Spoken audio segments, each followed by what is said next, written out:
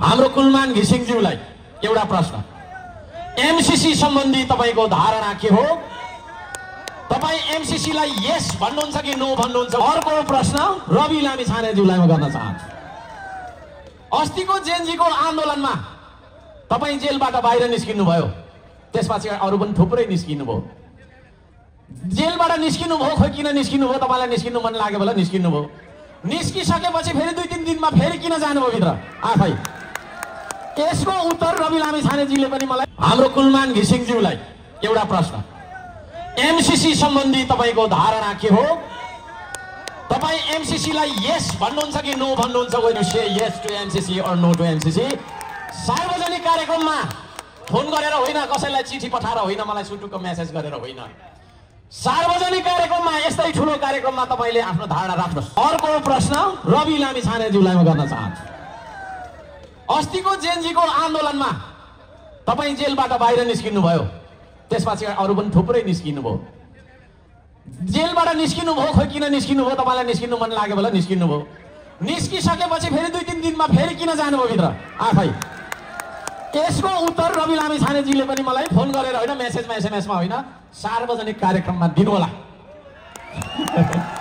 यति प्रश्न त राख्न मैले पाएँ नि, पायो? यो 2वटा प्रश्नको उत्तर म चाहन्छु सार्वजनिक कार्यक्रममा सम्बन्धित व्यक्तिहरूबाट। तपाईहरु श्रम संस्कृतिमा आबद्ध हुन चाहनुहुन्छ? सबैले हात उठाइदिनुहोस् त दुईटा। यदि त्यसो हो भने आदरणीय दाजुभाइ दिदीबहिनीहरू, म तपाईहरुलाई एउटा वचन यो माटोलाई दिन लगाउँछु, हुन्छ? अहिलेसम्म हर्क साम्पाङ होइन, माटो बोल्दै थियो तपाईको अगाडि। म बिर्तामोडसँग बोल्दै थिइनँ, बिर्तामोडका माटोसँग बोल्दै थिएँ। तपाई हामी सबै माटोमा जन्म्यौं, माटोमै मिलेर जान्छौं, होइन? तपाई हामी मरेर जान्छौं, माटो मरेर जाँदैन। त्यो माटो अरु कसैको नहोस् भन्ने पनि हाम्रो चाहना हो कि होइन? है, खेतबारीको जग्गा धनी चेन्ज भएको जस्तो, धनी पूर्जा चेन्ज भएको जस्तो यो देशको धनी पूर्जा अरु देशको हातमा जानु हुँदैन आदरणीय दाजुभाइ दिदीबहिनीहरू। यदि त्यसो हो भने तपाईको पुर्खाको पार्थिव शरीर रहेको माटो, बिर्तामोडको माटो, देशको माटो, त्यो देशको माटोलाई छोएर तपाईले देशको माटोलाई छोएर तपाईको मुटुलाई साक्षी राखेर देशलाई वचन दिन सक्नुहुन्छ? यदि त्यसो भने तपाईहरु बसिरहेको ठाउँबाट सबैजना उठिदिनु होला, सबैजना उठिदिनु होला, प्लिज सबैजना उठिदिनु होला। तपाईको मुटुले के भन्दैछ? मेरो देश, मेरो देश, मेरो माटो, मेरो माटो, मेरो चन्द्र सूर्य अंकित झण्डा, मेरो चन्द्र सूर्य अंकित झण्डा, मेरो चन्द्र सूर्य अंकित झण्डा भन्दैछ कि छैन? त्यो महसुस गर्न सक्नुपर्छ आदरणीय दाजुभाइ दिदीबहिनीहरू। त्यो महसुस गर्न सकेनौं भने हामी मरेको नेपाली हो, हामी मरेको नेपाली होइन, हामी जिउँदो नेपाली हो, जिउँदो नेपाल हो यो। त्यसो भएको कारणले गर्दाखेरि आदरणीय दाजुभाइ दिदीबहिनीहरू, त्यो महसुस यतिखेर हामीले गरिरहेका छौं, गरिरहेको हुनुपर्छ। हरेक म सबैले जोडले भन्नु होला, म आफ्नो नाम भनिदिनु होला। यो देशको माटो छोएर, झापा बिर्तामोडको माटो छोएर यो देशलाई वचन दिन्छु, माटोलाई वचन दिन्छु, श्रम संस्कृति महाअभियानको विधानलाई पालना गर्दै श्रमदानको महाअभियानमा लाग्नेछु, अरूलाई समेत प्रेरित गर्नेछु।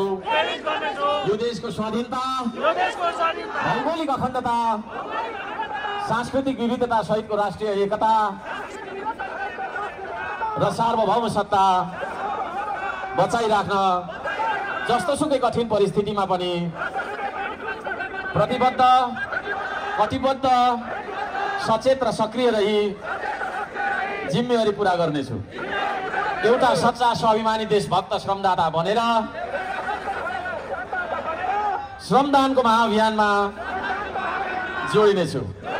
प्रकृति, संस्कृति र प्रविधिको अन्तर सम्बन्ध नै जीवन हो। प्रकृति, संस्कृति र प्रविधिको सन्तुलित र समुचित विकासले मात्रै मानव संसार र जगतको रक्षा र उन्नति गर्न सक्छ। अनिवार्य श्रम र श्रमदान को नीति र निरन्तर अभ्यासले मात्रै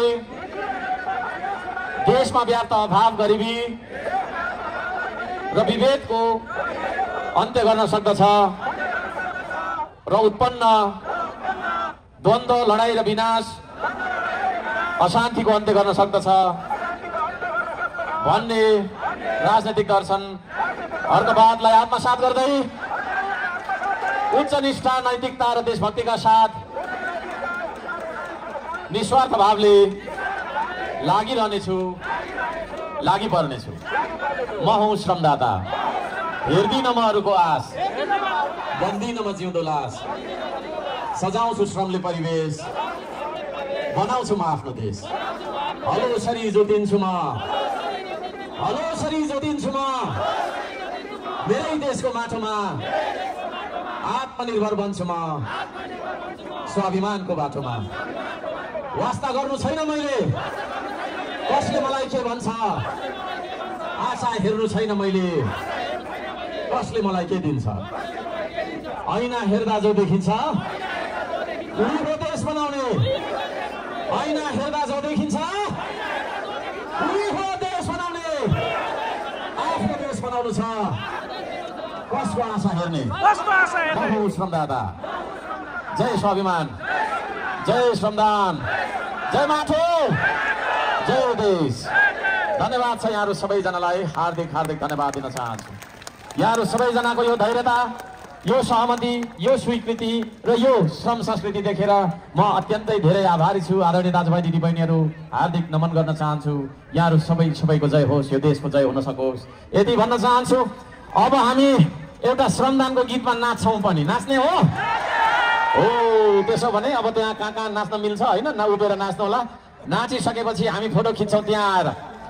म तपाईँहरू सबैसँग फोटो खिचेर मात्रै जान्छु है। सिङ्गल फोटो खिचिन्छ, खिच्ने हो फोटो हो।